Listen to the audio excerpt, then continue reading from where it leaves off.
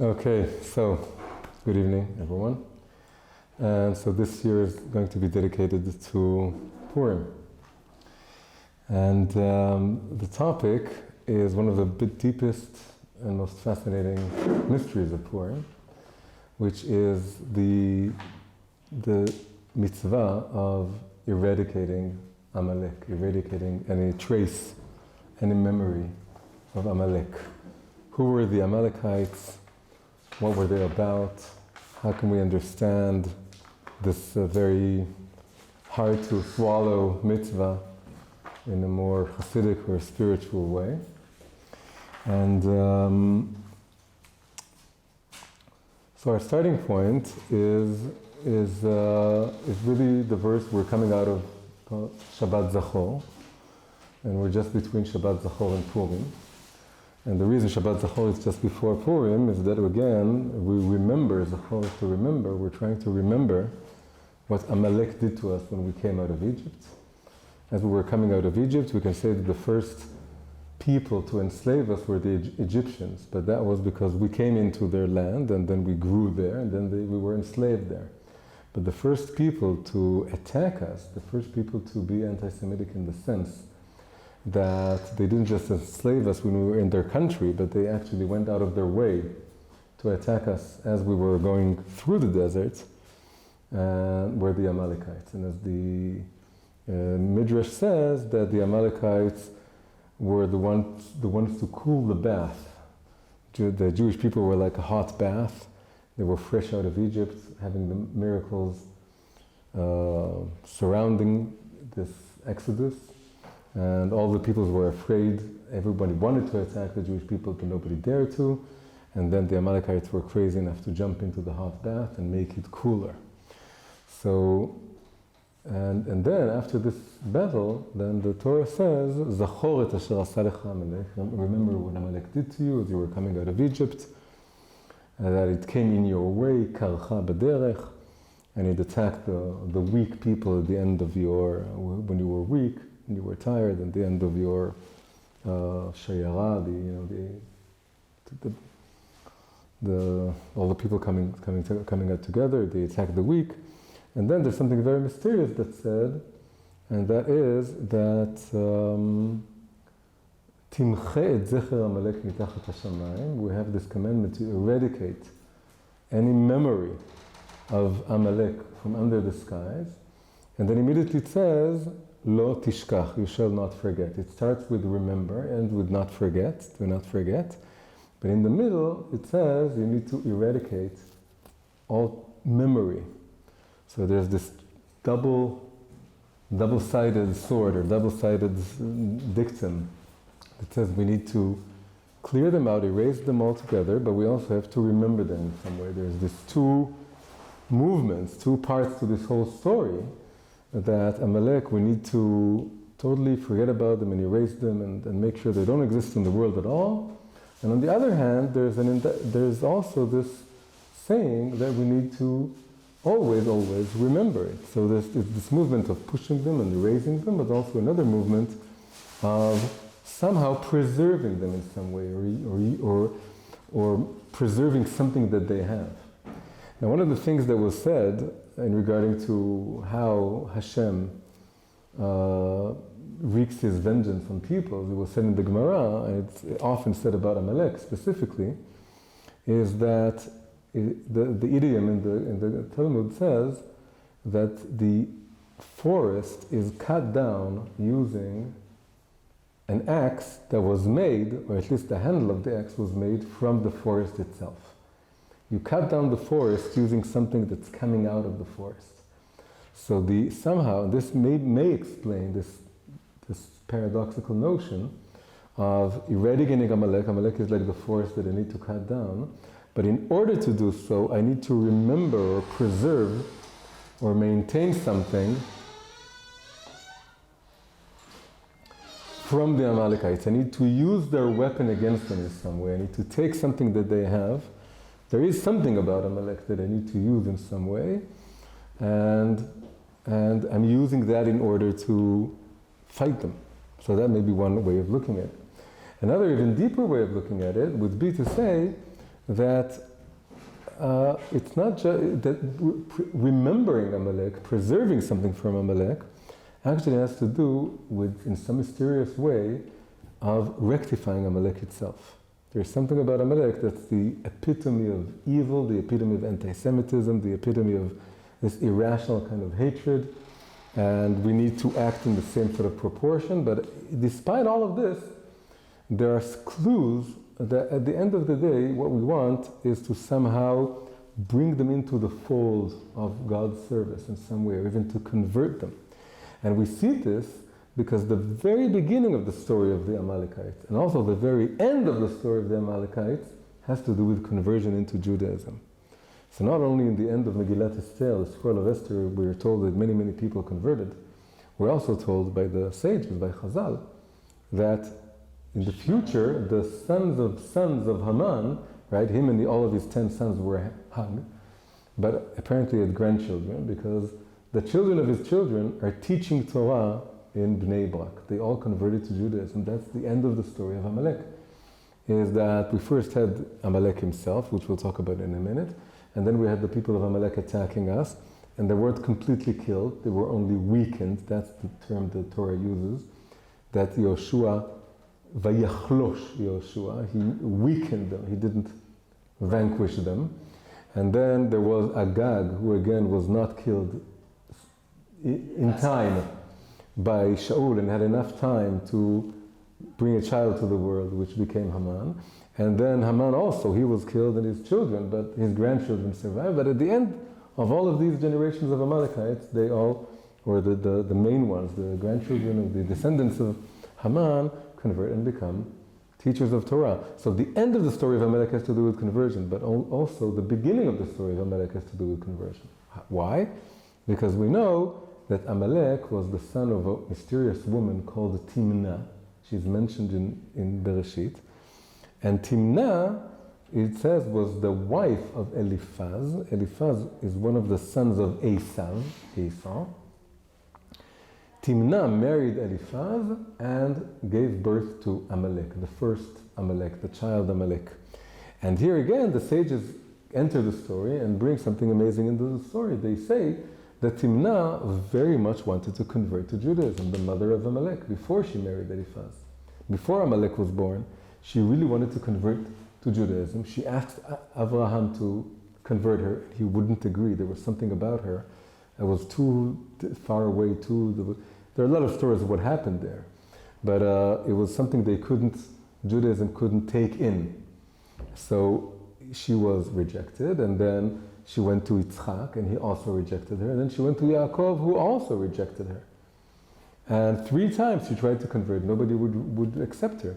So she said, well, if I can't be an important part of the Jewish people, I'll be someone less important, but I have to be part of these people. So she married the son of Esau. Yaakov didn't accept her, so she went to the family of Esau, married his son, and Amalek was born. And really what Chazal are saying by this is that they're saying it was somehow our fault that Amalek was born. If Yaakov would have converted her, then Amalek would never have been born. Or, maybe put it another way, Amalek would have been Jewish. Amalek would have been born Jewish. The same soul, the son of Timnah, would have been born Jewish. So it starts with the mother of Amalek really wanting to convert, and then she isn't converted, and then her son becomes the most bitter enemy of Judaism. Was she the mother of Amram? No, Timnah, no, she's later. I mean, well, Chazal said she was contemporary with all 3 generations, but she was in the generation of Esau, and then she married Eliphaz, Esau's son. So she wasn't Abraham's mother at all. But she was there. I don't know why I remember somebody telling me that. No. There is a name to Abraham's mother, but I forget it now. But it's not her, it's someone else. Yeah. So there's something about Amalek that it starts with a soul wanting to convert but is rejected, and it ends at the very end, after all the hatred and all the wars and all this terrible conflict that the Jews and the Amalekites symbolize, it ends with them converting as well. So maybe another way of understanding Timche et zecher Amalek lo tishkach, erase all memory, but remember, and do not forget, is that we need to not just use their weapon against them, but we actually need to pull them into the fold. So there's an expression in English that says, if you can't beat them, join them. But here we can say there's a twist on this, which is if you can't beat them, have them join you. Invite them to join you. Maybe there's something about Amalek, and we need to invite them somehow, in some way, to be part of us. So this is just the introduction. Now what we want to do is we want to ask, who is Amalek? Now that the Amalekites as a people are no more, and the commandment as an actual physical commandment doesn't apply anymore because there's no group of people we can call the Amalekites. But the Baal Shem Tov has taught us that every mitzvah and every word of the Torah applies to every Jew in every generation, every situation, which means that we have to abstract the whole thing and find the more, something that's above space and time that has to do with Amalek spiritually. And that can be a kavanah for us, something we go into Purim with, thinking, how do we fulfill the commandment of eradicating, but somehow also converting Amalek within us? Now, there are actually several answers given to this. So we're going to now try and sort of draw four different portraits, four different explanations for who Amalek is as a kind of type, as a character, who this character type is, what sort of a person or a drive within the soul Amalek is, what he embodies, and we're going to try and identify each one of them in our lives, in our generation, in our own dealings with trying to serve Hashem and find our way in the world. And so we want to have these four different portraits. And after we list, or we make this full, four-dimensional portrait of who Amalek is, from 4 points of view, then we're going to try, regarding each one of them, to ask, how do we eradicate him, but also in a way that we use his weapon against him, and then therefore we're not just using his weapon against him, we're also containing him in some way, or incorporating him into our nefesh, our soul. So 4 different interpretations, each one, and we'll see there's all kinds of connections between them, but each one stands on his own, but is also connected to the others in some way, or they complement each other, so we'll see. So we're going to start with the first one. First one, it's a well-known, it starts with a well-known remez, a well-known illusion, that by now has become very famous. It's ascribed sometimes to the Baal Shem Tov, sometimes to Rabbi Levi Yitzchak of Berditchev, the Berditchever Rebbe.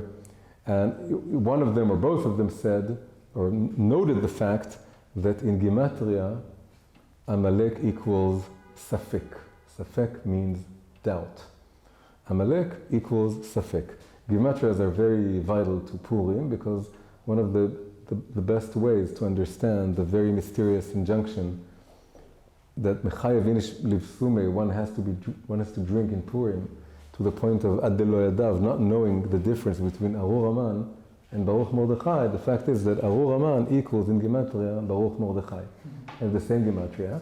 So there must be a holiday of Gematriot, and numbers find very hidden and mysterious connections to things that are totally opposite, like Mashiach equaling Nachash.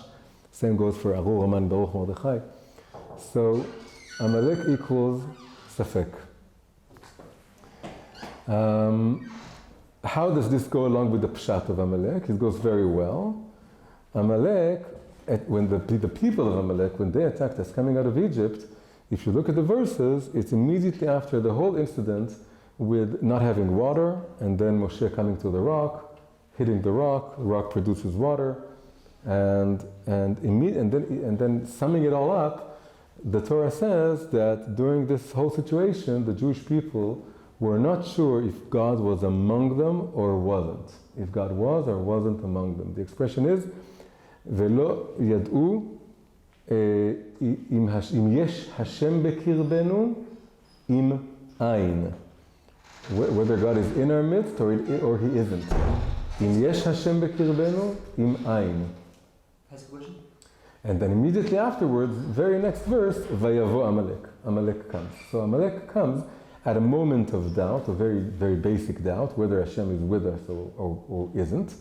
And then Amalek attacks. So that's one connection to Amalek and doubt, but there is actually even a deeper one, which is what happens after they come. So they come immediately after there's this moment of doubt.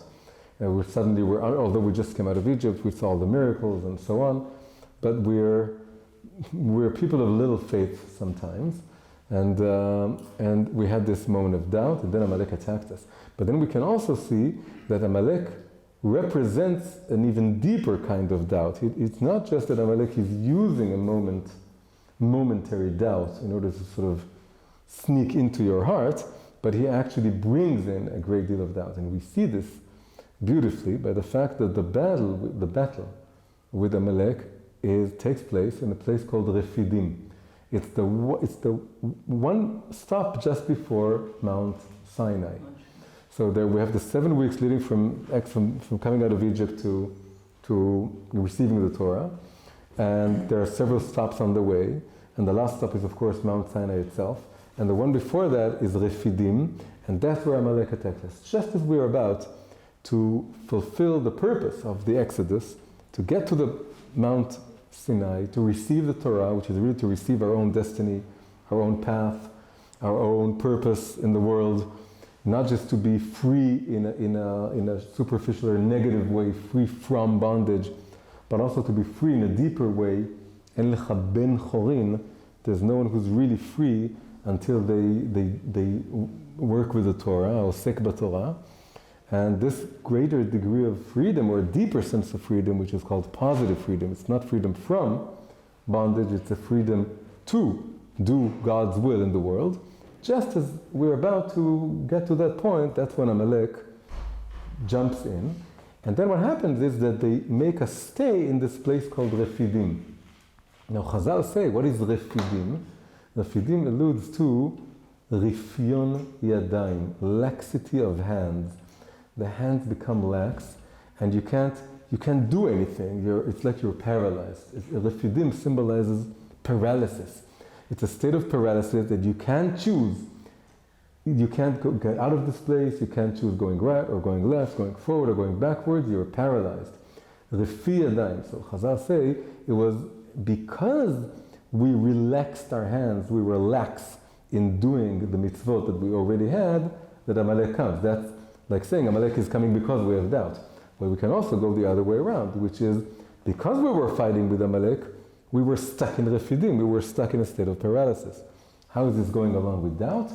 The idea is that Amalek symbolizes radical doubt. Doubt could be a very good thing.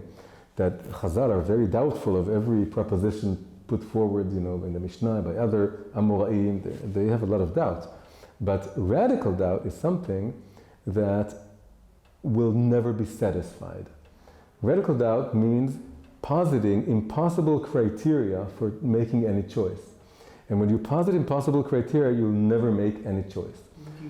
Amalek is like, let's say you want to choose where to live, or you want to choose what to study, or you want to choose where to work, or you want to choose who to marry, or you want to make any choice. And Amalek will tell you, are you 100% sure this is the right thing to do? I can find the disadvantage in the choice you're about to make. And he would always tell you, who said so? Who said that's the right way to go? Maybe there's another way. And he's constantly making you doubt, and keeps pulling you back to the drawing board or back to square one.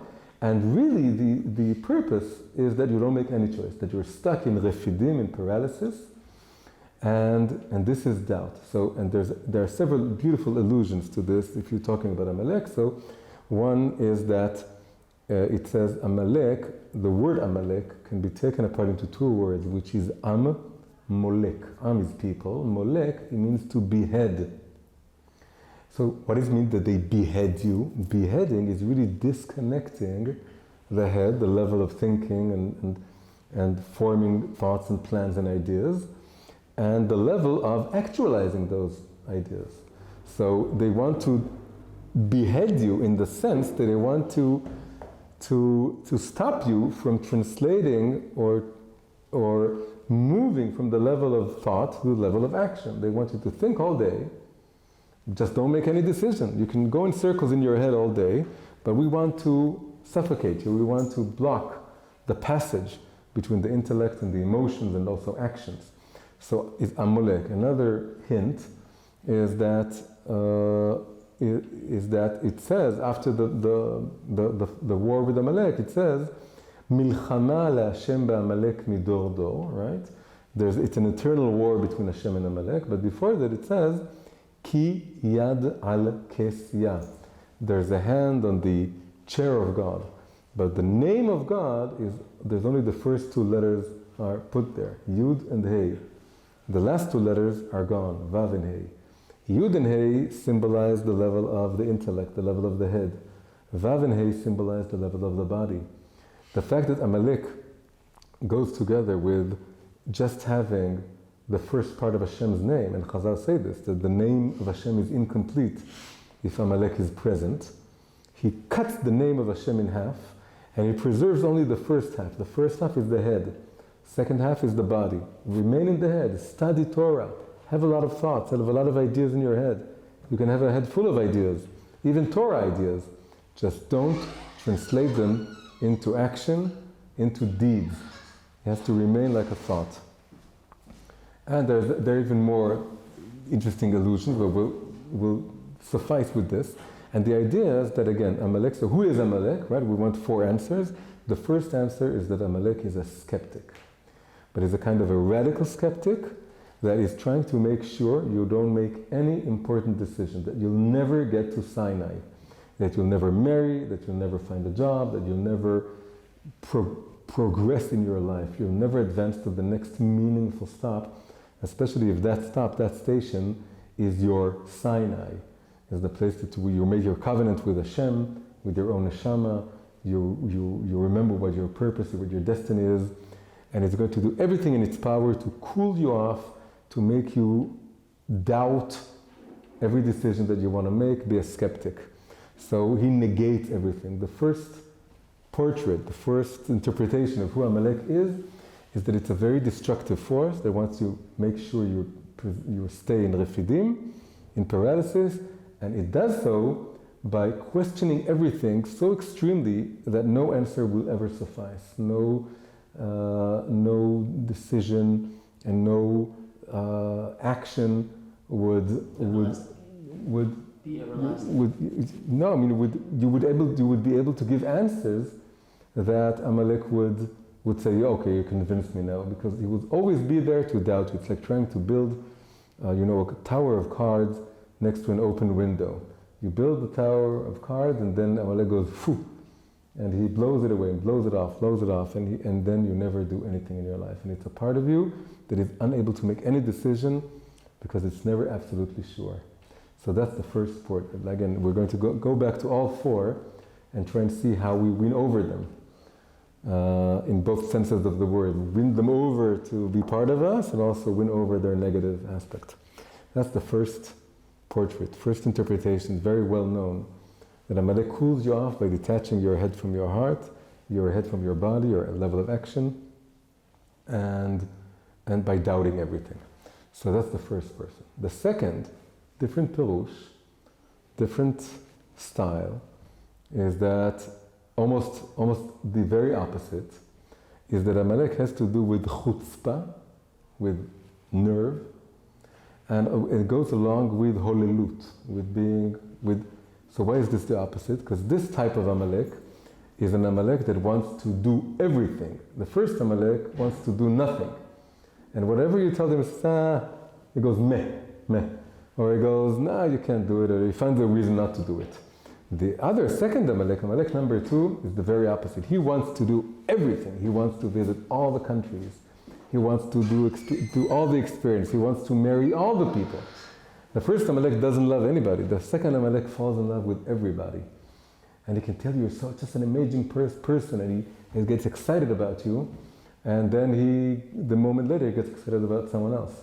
And everything is a possibility. He's trying to run in all directions at once, do everything at once, and he's overexcited in this sense. And the end result is the same. The end result is that you can't do anything seriously or deeply or in a consistent way, that you do it over time because you can't commit to any particular thing. The end result is very similar. And we can even say that these two Amalek types are the two sides of the same coin, in the sense we can imagine a person being one day like the second Amalek, that he wants to eat up the whole world and travel to other countries and do everything, and then he becomes so satiated so soon, and he feels it's so superficial, then the next day he's totally cynical and cold, and everything is off, and nothing excites him anymore. And when you're thinking about, for example, today there's this expression called FOMO, right? The fear of missing out. And it's really a combination of the two. Fear of missing out means you want to be everywhere at once. Maybe there's a better shiur, some other place, there's a better party, there's something else that's better. And then I'm not happy where I am. And it's also the part of me that tells me that this isn't a good place to be, because maybe there's something else. So he wants to be in everywhere at once. He doesn't like where you are. So the second type of Amalek is we'll call him the hedonist. The hedonist. He wants to be everywhere, do everything, experience everything, read everything, watch everything, do everything. And of course, both of them are very much present in today's culture. We can see them in the movies, we can see them in different celebrity types, we can see them in all kinds of different people. They're very opposite, but the upshot, the end result is exactly the same. They both have to do with Amalek as a power attacking us just before we get to Sinai, with the end result being we're in a state of paralysis. It's a different kind of paralysis, one in which we negate everything, and the other one in which we try to make everything positive, to be in favor of everything, but the end result is that someone who doesn't marry and someone who has 100 wives, or is trying to experience everything together, the end result is that they don't have any one serious relationship or one serious path they're going down. Can I ask a question? Yeah. How does, is there Sinai like a short-term thing? Is it a long-term thing? How does there Sinai? That's the Torah. So the Torah means that's where you understand why you came out of Egypt for. You came out of Egypt not in order to wander around in the desert. You came out of Egypt in order to discover what your purpose is in life and what you have to dedicate your life to. Well, and we have our general Torah for everyone. Then there's your personal Torah for each and every one, which is your own special shlichut, your own special calling or purpose. would you say that like I guess more Eastern way of doing things, like there, I don't know, I'm not an expert in it, but I've been hearing it's like a lot of it's like purposelessness and being okay with it. Would you say that's like the antithesis? No, that's not Judaism, right? I know it's not Judaism, so I'm just trying to understand that how. Yeah, so we do want a purpose, and maybe one of the versions of Amalek is to tell you that you shouldn't have any purpose. Right, yeah. Maybe that would be one of the versions. Maybe more like the first one, a bit more like the first one. So he would say every particular thing is bad by virtue of being particular, and you want to be in some abstract unity and be whole with it, and then you remain there, and there's an important expression used by the Baal Shem Tov, it was actually came before, which says Tachlit hayedi'ah shelo neda. The purpose of knowing is, but actually the full version goes Tachlit hayedi'ah sheneda shelo neda. The purpose of knowing, of knowledge, of accumulating knowledge, is that we know just how much we don't know at all. And then the Baal Shem Tov tells this beautiful tiny story about two people who wanted to know the king. And they both realized it's very hard to know the king, and really the king is hiding in his own private chambers and nobody can see him. So one of them didn't even try. He said, well, I'm just going to stay outside the palace, and if there's no way of knowing him, then there's no point in trying, and I'm just going to sit and meditate and try and connect to whatever I can, but I'm not going to get to know the king because it's impossible to know the king. The other one says, well, but it is worth a try. And then he goes into the palace and goes room after room, chamber after chamber, getting to know what the king likes and what the king is all about, and the wisdom of the king, and the treasures of the king, and the art that the king has collected, and he learns more and more, and he's growing closer and closer to God, to the king. So at the end of the day, he reaches the final chamber and he realizes it's infinite. It's an infinite rooms within rooms. He'll never find the king. However, only regarding the second person can you say that he knows that he doesn't know. And the purpose of knowing is to know that you don't know. The first person was the more Oriental Eastern type that says, well, if you can't know, don't try. And then all you have to do is to unlearn everything, to unknow. And it's a shortcut way, a short route to get to not knowing is saying, well, I'm not going to try know anything. I'm just going to concentrate on not knowing. But the second is a deeper part, is a deeper way of not knowing. Right? It has to do with ad lo yada. The way to get to ad lo yada is by knowing a lot. You have to learn. Even when it says ad lo yada ben arur Haman u'baruch Mordechai, you have to know at least that Haman is the arur one, Mordechai is the baruch one. You're making distinctions. You're not saying the world is an illusion. But then you're saying, although there is bad and good and evil, there is arur Haman and baruch Mordechai, above it there's a level in which somehow it's beyond good and evil in some way. But there is good and evil. So the second type of not knowing is a deeper kind. It goes a long way of trying to know. So getting to Sinai is a path forward to try and know Hashem despite the fact that ultimately is unknowable. And the first type of Amalek, one of the versions of it would be the Oriental type that says, well, since you can't know, don't even try, just be passive, be where you are, concentrate on not knowing. Isn't like... Again, that's the negating type. Right? The second type says, no, I want to learn all the religions. I want to know everything. The first type would say, and again, they can be, it's over there. But isn't like, I don't mean to get off topic, tell me to stop. Basically, isn't it the same thing then? So again, so the first two, these two types of Amalek can be seen as one person. With the Easter, a person knowing that he doesn't know. No, so that's the whole point of the story of the Baal Shem Tov, is that it's very, very different, because the first person to remain outside of the palace doesn't know anything about the king, because he says it's unknowable. But the second one knows a great deal about the king. He knows the treasures and the wisdom and the books and the art, and that's learning Torah. So despite the fact that God is ultimately unknowable, the more you understand Hashem's will and Hashem's wisdom, the more you, in a far deeper way, you really know that you don't know. You appreciate how much you don't know. It's very superficial to say, I simply don't know, and that's it. The more you learn, the more you deeply understand how much you don't know. And it's far, and the other one, that he doesn't know that he doesn't know. He just thinks he doesn't know.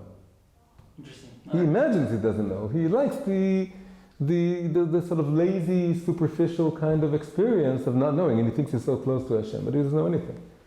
The other person also doesn't know Hashem, but he knows he doesn't know Hashem. The more he knows, the more he understands. So that's the sort of trajectory of going to Sinai, and then with Sinai, with the Torah, going forward with learning the Torah, and going forward with doing Hashem's will, also by trying to make the world better. The Oriental type doesn't try to make the world better in the sense of rectifying it, just by trying to have everyone awaken to the same kind of experience of not knowing. Anyway, again, the first type of Amalek negates everything, everything is an illusion, or everything is wrong, or everything is not viable, and that's his way of making sure you're paralyzed. And the second Amalek says you have to do everything, experience everything, but the upshot is the same. Now moving to Amalek number 3. Amalek number 3 is far more like Amalek. So the first two are very much connected to the people of Amalek as we encountered them in the desert. But again, when we're thinking about a particular Amalekite who we have a bitter history with, that would be Haman in the scroll of Esther.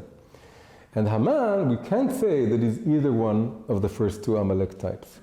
He's not the kind of lazy skeptic who stays put, doesn't go anywhere, and says, what's the point, and everything is useless, or everything is, we can't be absolutely sure it's the right way to go, and so on. He's not the type. He knows what he's doing. He has a job, he has a family, he's very... Also, he's not the hedonist type for the same reason. He's not the kind of type to try and do everything at once. He's very focused. He's very ambitious. The third type is the ambitious type. And the klipa, the negative trait that we can identify Amalek with in the third level would be pride or arrogance, ga'ava. It's a more mature kind of Amalek. He maybe when he was young, he was, fluctuating between the first two types. But then he realized it's boring. And it's a better way of becoming Amalek, of being a destructive force, is dafka choosing life in a way. He's marrying, he has 10 kids, it's like a Haredi family almost.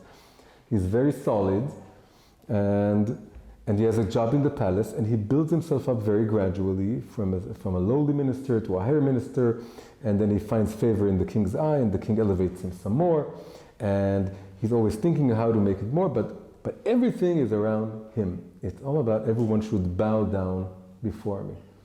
And obviously he's aiming at being the king himself. It's very, very clear, just like Achashverosh himself started as a lowly person and became the king. Amalek, then Haman says, well, I can probably do the same. It's always those ministers are they covet the king's chair themselves. And he's working very steadily towards making sure he's on top. He's aiming for the top of the pyramid. And his fault, or the negative trait he symbolizes, is simply pride or arrogance, ga'ava. That despite the fact that he's a solid, and he's working, and he's hardworking, and he's not the first two types that are very destructive, but why is it still Amalek? Because he goes crazy, he goes ballistic if not everyone bows down before him.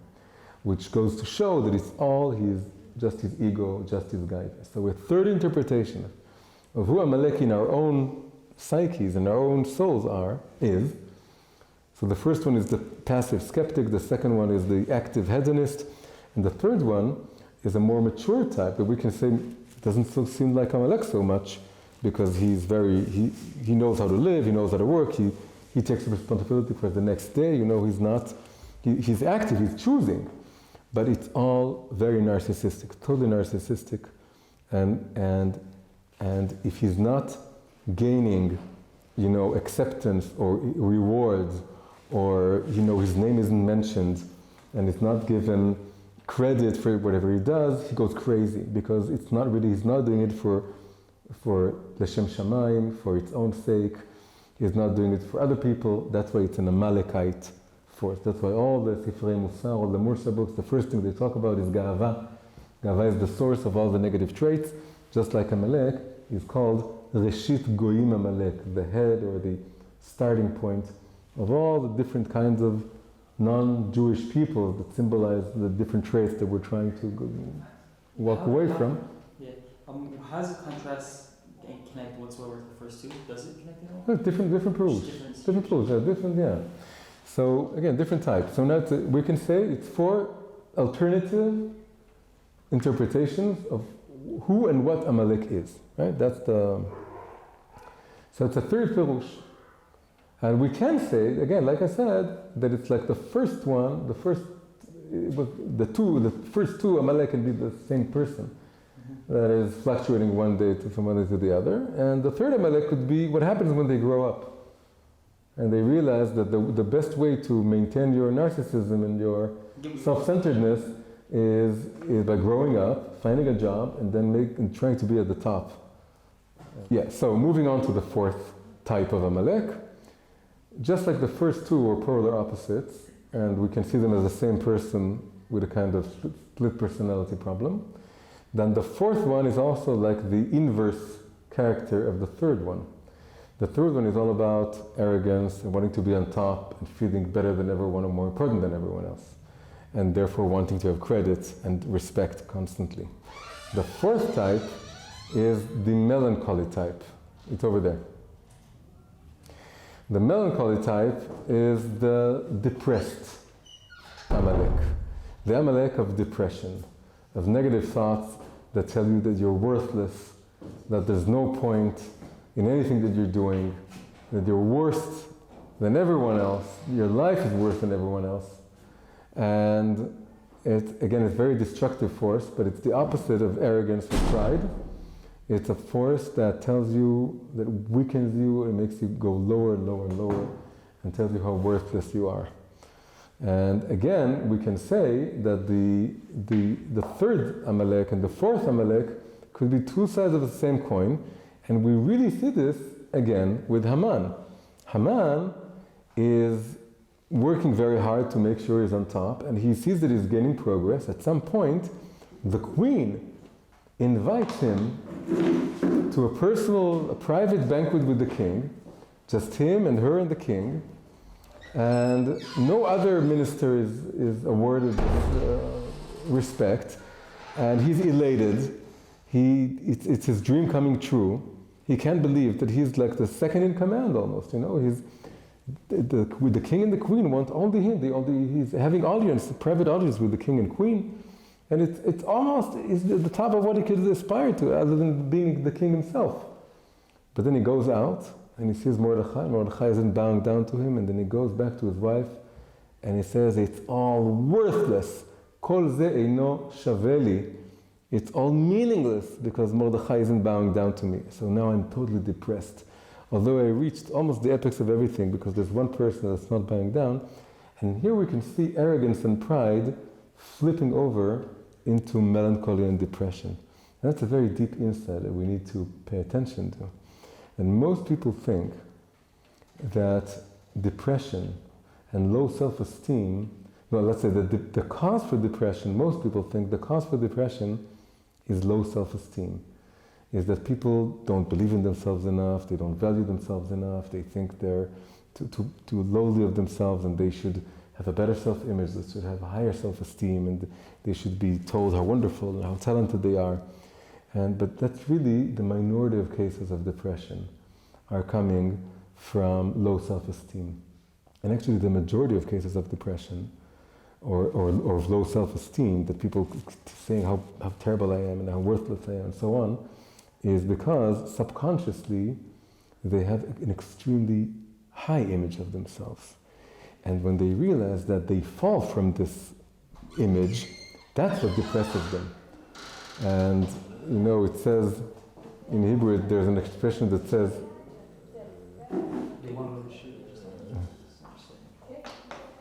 so the expression that says, "Kegova hatzipiyot, gova achsavot," that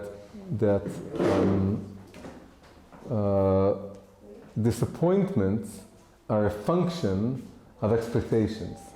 That if you lower your expectations, you're not going to be disappointed. And the higher you raise your expectations, the bigger your disappointment will be. And the same goes not just for disappointment, but also for depression. That people walk around subconsciously with an image in their head that they're supposed to be either perfect or tzaddikim, or that they're supposed to have an perfect life. And because of this subconscious concept that life is supposed to treat me in a certain way because of my self-worth, which is so high, then when I'm not rewarded this, whatever it is that I imagine that I should have, then I become depressed. And I compare myself to other people because I'm sure that I'm at least as good as they are, or maybe better, and I shouldn't be receiving whatever it is that life is throwing my way. And I shouldn't be able to fail at anything because I'm supposed to be good in everything. So if I'm failing at something, I'm worthless. And many of the states of depression, if not most, are really a result of a kind of a deep subconscious sense of pride or arrogance or self-image that I belong to a certain caste or a certain level of being. And whenever life isn't treating me the way that I'm imagining that I'm the kind of treatment, I'm not getting the kind of treatment that I would imagine that I should be getting, then that makes me depressed. And you can see this. The past year I was in two third world countries, which was India and Africa, which is really Purim, by the way, because Achashverosh is ruling from Hodu to Kush, from India to Africa. So I was in India and Africa this year. And you see, and poor people are very similar everywhere in the world. And one of the things you see about poor people is that they're far happier on the generally speaking, compared to the first world. The first world that has the greatest plenty and material wealth has also the highest rates of depression and suicide and anxiety. And the more things become better materially. You can see that it goes together with having extremely false expectations that everything is supposed to work your way. And you see this very clearly in very poor societies, that they're happy, they're smiling all the time, and they're toothless smiles, but because they can't afford good dentistry, but they're smiling. You see more teeth with the toothless smiling people than you do with the people who have all the money in the world to buy for the best dental care. And it's just symbolic of this the fact that they don't expect life to treat them such an amazing way, then they're happy with their lot, to be. In America, I've heard people say, it makes a lot of sense to me, that because there's so much upward mobility, therefore the rates of depression are through the roof. Yeah, exactly. And it makes a lot of sense. Whereas in Germany, you're in Scandinavia, they're happy. Well, they also have. It's complicated. They know their place in society.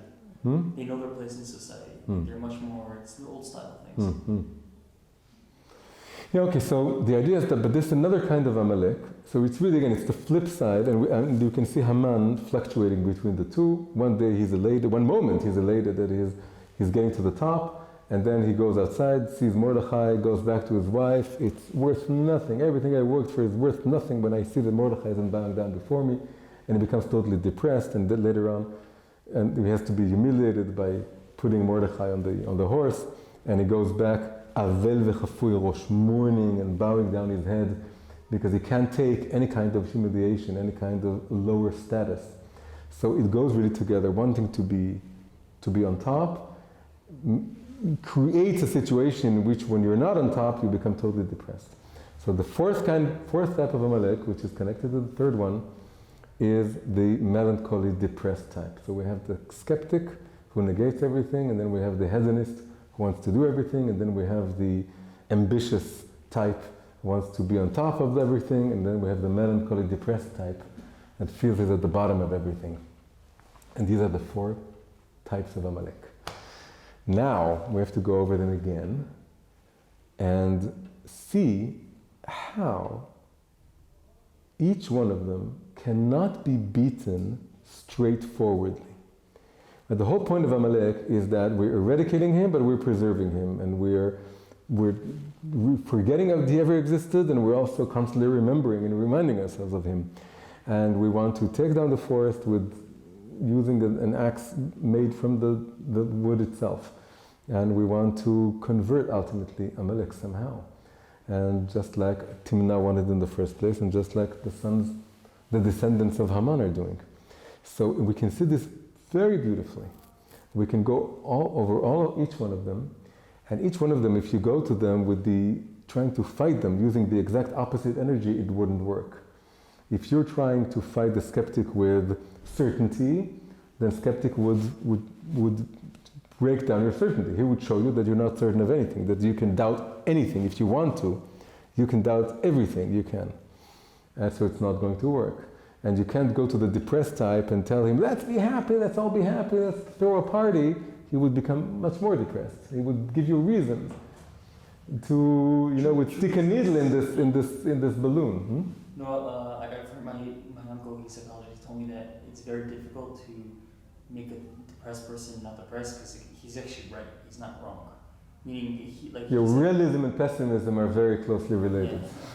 Yeah. And optimism is a very hard thing to do when you're pessimistic. So again, each one of them, the whole point of Purim, the whole point of the drinking and going ad lo yada and reaching a place of Arur Haman equals Baruch Mordechai, and also choosing to believe in Hashem again, despite the fact that he's now hidden his face, has to do with finding a paradoxical kind of play. It's a playful world. We dress up in Purim.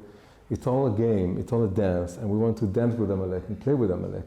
If it would have been any other holiday, maybe there would have been a rational explanation or answer to each of these different types. But that's not Amalek. Amalek is the central point. It's like a vacuum, like a black hole, sucks everything in. And it's something that you need to somehow use the black hole, just like, when people go in space, they use the gravity of a planet to catapult to move to another place. To use the centrifugal. You have to use gravity in order to go in the other direction. In order to drive yourself away from a planet, you're using its gravity. So it's just a kind of game. We have to be a little bit drunk, a little bit tipsy, and then we can see that in all four cases, we're really accepting what they're saying to a certain degree. We're saying you're right, and by saying you're right, we're disarming them and winning them over in both senses of the word. We win them over, and we win. We're not letting them have their way, because it's a bad way. So let's go from the first. Go through all of them. So the first one, the skeptic. Skeptic says, are you absolutely sure you want to receive the Torah? Are you absolutely sure Hashem is with you? Are you sure that maybe you shouldn't go to the Torah? Maybe you should check some other religions first. Maybe you should stay here in the desert. And there's something amazing. The battle is won with Moshe raising his arms above his head. When you're thinking about the image of someone raising his hands, what does that symbolize in all over the world? When you raise your hands, it means I'm surrendering, I'm giving up. I give up, white flag. And here, that's what enables them to win. But it's a weird image. He's raising his hands, that's a universal image of giving up. I give up, I raise my hands, but then he's winning. And in a deep way, it's something like this. He's saying to Amalek, you're right, I don't know. I'm not 100% sure. Faith and doubt are good friends. They go together. Faith isn't knowledge. Faith isn't certainty. Faith isn't walking on solid ground and having a 100% guarantee that everything is going to work out. Hashem is infinite. Hashem is unknowable. Hashem is mysterious. Joining Hashem is joining something that nobody really understands completely. Just like Naaseh v'Nishma. And the only way to go from a state of radical doubt to a state of emunah is by incorporating doubt into our emunah. And saying, you're absolutely right, Amalek, I don't know. And that's the whole point. I'm going into the fog, as Moses is climbing Mount Sinai is entering a fog. I'm going into the fog and I don't know. I choose to believe. I can also not believe. The whole story of the scroll of Esther is that the sages were unsure if it was written with Ruach HaKodesh or not, or written in a totally human way. There's a long argument that some people say was written with Ruach HaKodesh, some people say no, it's a totally human scroll, written by human people, human beings, shouldn't be part of the Tanakh. And you can read it as saying it's all emunah, it's all divine providence, working throughout the plot of the scroll. You can also say it's just coincidences. I don't see any miracle. There's no miracle. All the miracles it's all nature. It's just coincidence. He happened to hear Biktan and Teresh, and the king he didn't fall asleep. It was all, it could have been, Purim is a lottery. It could have been another way. And you have a choice here. You don't know. You can choose to believe or choose not to believe. What's the benefit, I guess, in choosing to believe? Meaning, why is that our challenge? It's irrational. The whole idea of raising your hands above your head is that Amalek wants to detach your head from your heart. And you're saying, well, I can't work around this. What I can do is I can build a channel that goes directly from my heart to something that's above my head, to the crown, to the level, to the superconscious crown, the level that's above their head. That's where emunah is, that's where faith is. And Vayhi Adav Emunah, that's what it says about Moshe. When he raised his hands, Vayhi Adav Emunah Ad Bo HaShamesh, until the sun set. So the pshat is, he raised his hands all the way until the day was over. We can also say that he raised his hand to the level of emunah where the sun sets, where the sun of the intellect and cognition and understanding and rationality, where this sun sets, that's a level that's beyond the intellect, beyond rationality. Amalek, he knows how to attack the rational part of you in order to make you doubt everything. So you say, well, I can only I give up, you're right, I don't know, and I'm summoning a deeper power within myself, which is called emunah, and it's like choosing life. Why do I choose life? I could choose death. They're both as irrational. But I'm going for this kind of irrationality. I'm crazy like you. And you're saying, this is called doubting doubt. Latil safek v'safek. So for example, when I grew up in a totally skeptic, society that says, who says Judaism is true? Who says Christianity? Who says any religion is true? Who says any kind of mystical or spiritual idea is true? You don't know, you can't prove it, and then you don't believe anything. But then there was a moment of realization that this method of skepticism, this whole system of being skeptic towards everything, I believe that. This is like my religion. My religion is skepticism. And when I realized that, I started doubting skepticism itself. I'm skeptic. Who says you're the one who's supposed to rule over me, Mr. Skeptic? Who says that every religion is, can be put into doubt? Your system can also be put into doubt. Why should I doubt everything? Maybe I should believe everything. Maybe I should believe something. Maybe I should just listen to people who believe things. And then when you're doubting the doubter, that's like using the axe in order to cut down the wood, using the wood itself. And when you're doubt, you're using doubt, you're saying, yeah, you're my friend. But I'm going to use you against you. I'm going to do this self-reflexive action, and by admitting you're right, and therefore nullifying you in some way, and then opening up, and then the road opens to come out of refidim, because when you lift your hands up, what refidim is laxed hands, the hands that are immobile. But then you lift your hands, and you bypass the heads, and you connect to the level of emunah, then you win Amalek, and then the road to Sinai opens, and you can come out of paralysis, because now you can choose something, not because you know it to be 100% true, you don't, but because you have a deep sense of emunah that this is the path to go, that the same God that took me out of Egypt is going to be loyal to me. I don't know this, but I'm trusting Him. Emunah in Hebrew, it means trust, right? Like in the dollar bill, in God we trust. La'amin is to put your faith in someone. It's an act. It's not a proposition that you can prove. It's an act that you choose. And it's an act that is both faithful and doubtful at the same time, because faith goes along with doubt. And in fact, in Kabbalah, it's explained that in the highest level of the neshama, of the soul, there's emunah, but that emunah is surrounded by doubts. It's ringed with 5 doubts. That's a Kabbalistic notion. Why 5? What are the particular 5? That's something for another shiur. But emunah is ringed, is surrounded, or it goes together with 5 doubts. In the highest level of the crown, of the ketel, emunah and doubt go together. They're like the bridesmaid, that follow her around. They guard the emunah. Emunah and doubt are, and if your emunah is without doubt, it's a very immature, fragile kind of emunah. Emunah that has doubt, it's like it's immune, right? Immunity is based on incorporating a part of what you want to immune yourself against, and then you familiarize yourself with it, and it becomes part of you. It makes you stronger. So just like the immune system incorporates the virus, so too does emunah incorporate doubt.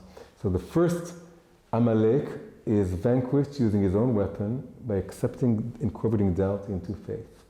And that's how we win the first Amalek. That's very good. Second Amalek, the hedonist. The hedonist wants everything. He can't accept just Judaism or just monotheism or just monogamy. He wants all the religions, all the spouses, all the lands, not just one eretz, not just one language. He wants to know all the languages and so on. How do we win him over? It's very similar, but it's a different story. We tell him, you're right. You're right. Hashem created everything.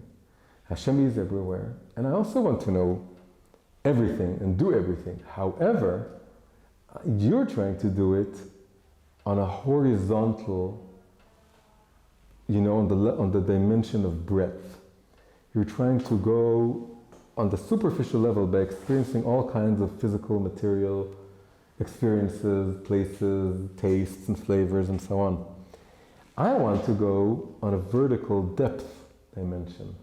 I'll go all the way deep into focusing on one person and one place and one profession and one religion and one Torah and one way, one path.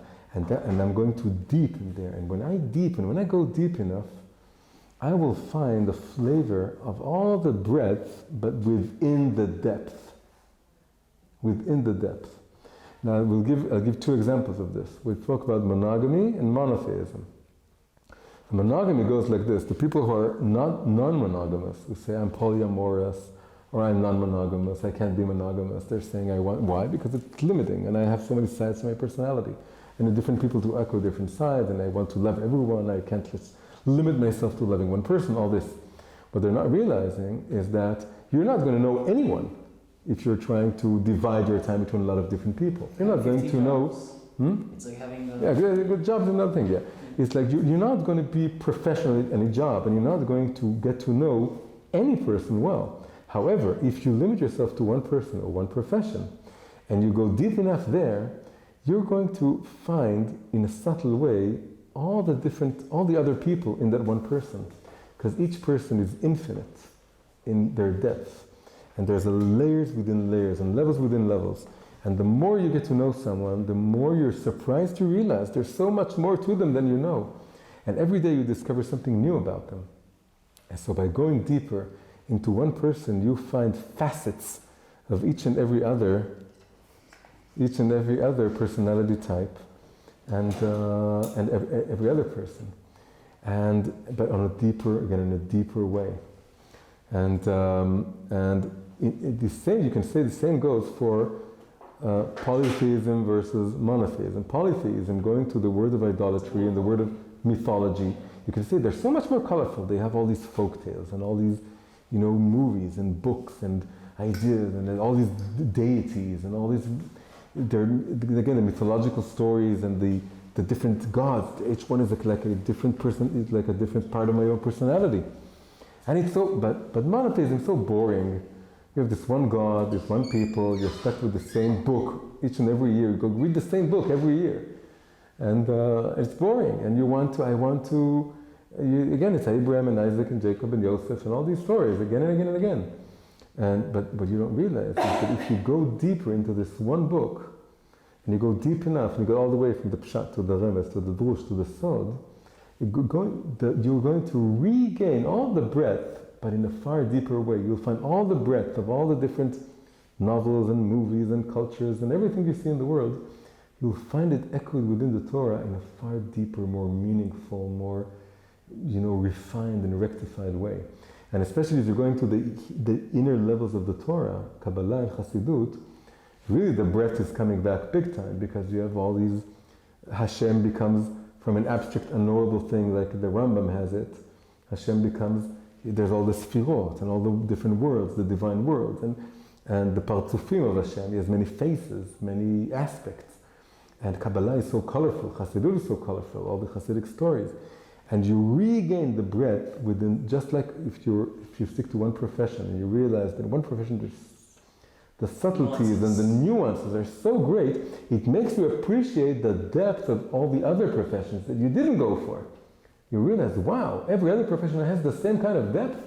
When you meet someone from another profession, you can appreciate the fact that they're so well advanced in their own field, because you're well advanced in your own field, and you can understand the depth of a relationship because you have your own relationship, and you can understand the depth of other ideas because you know the Torah so well, and you can feel for the depth of everything. So you get the breadth within the depth.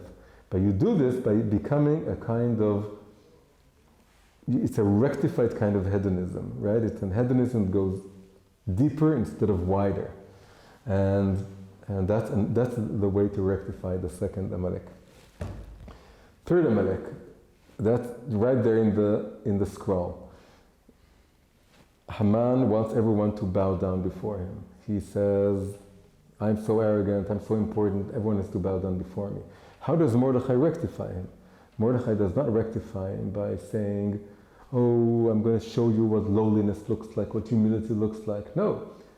Mordechai lo yichra velo yishtachaveh. He does not bow down, he does not kneel, he stands firm and tall. He's acting proudly.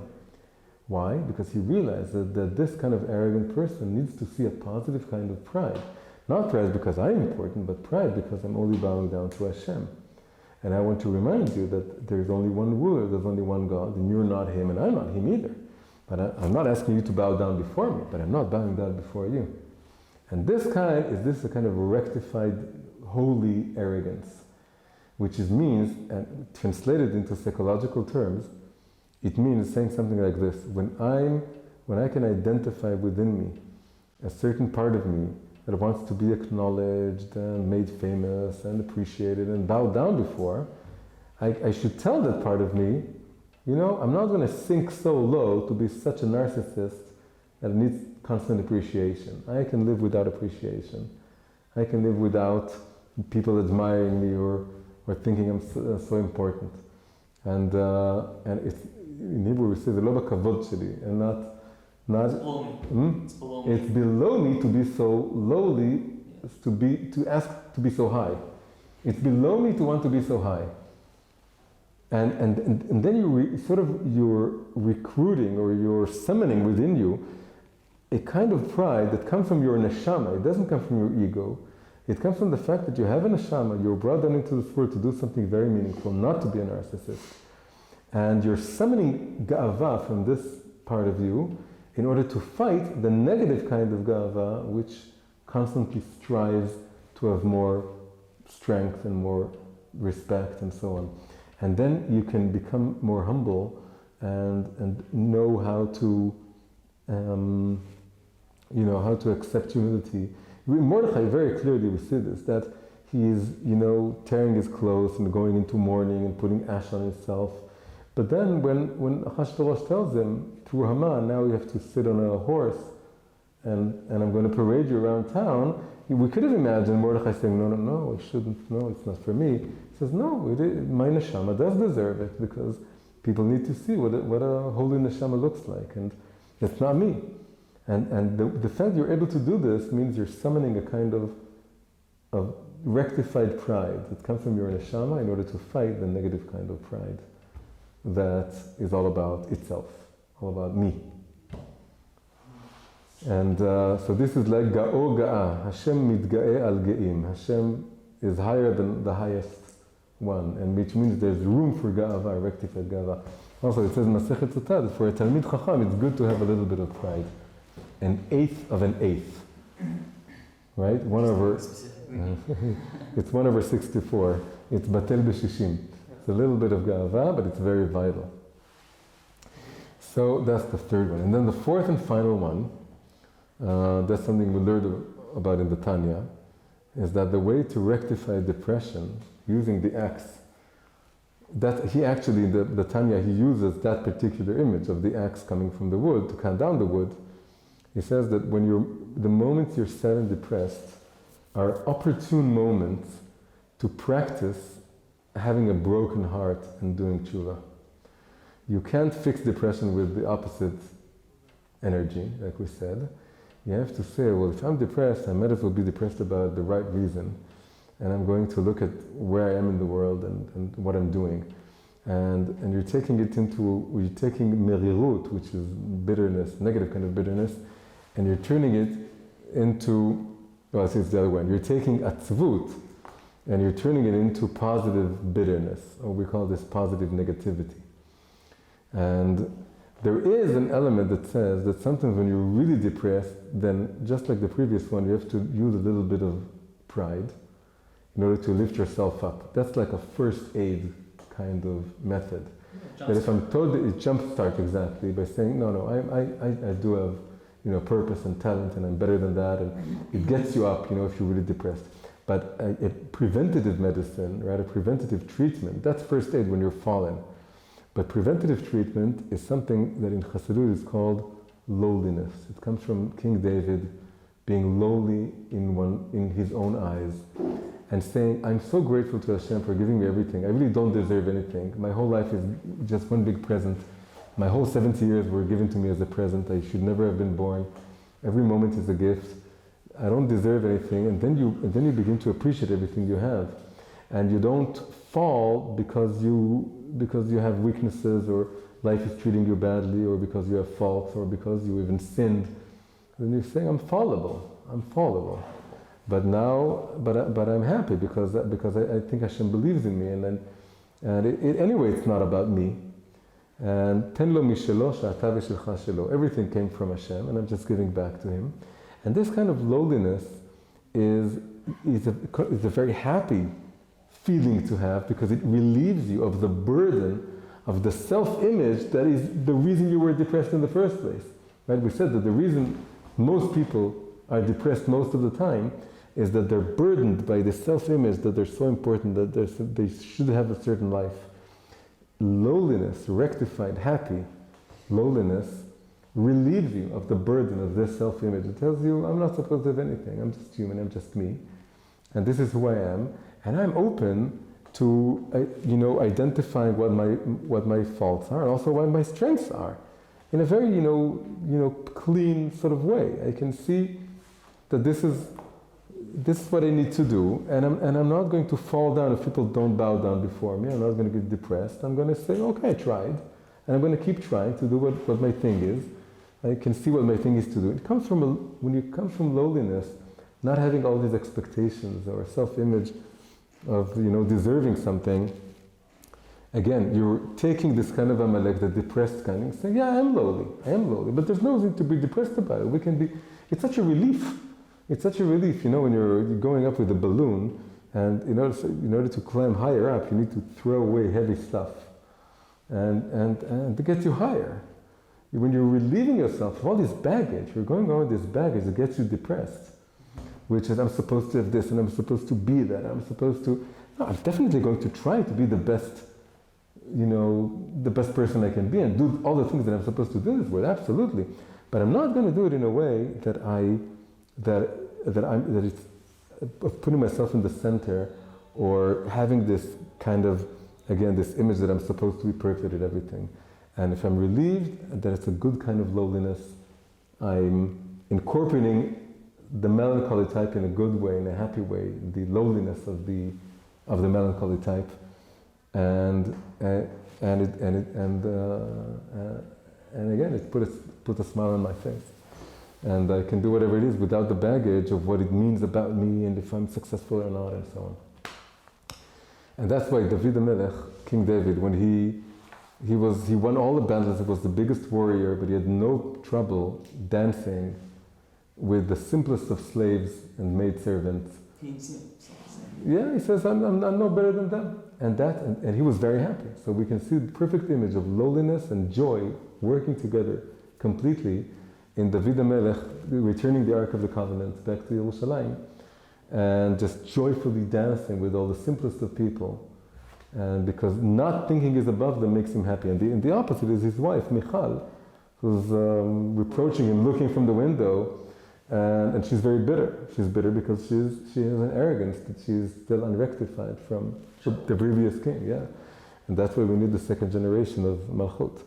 So, these were the four types of Amalek: the skeptic, and the hedonist, and the ambitious type, and the melancholy type, and how to rectify them. And in this Purim we should all say a lot of l'chaims and raise our cups above our heads, so we're connected to this level of emunah, and we're able to dance with Amalek and convert Amalek and win over Amalek at the same time. Hi, if you've gotten this far, you've probably enjoyed the class. If so, please consider supporting me on Patreon. Patreon is a platform designed to help independent creators receive financial support from their followers. These classes take time and effort to make, and any amount really helps. You can check out the link to my Patreon account in the description below. Thank you.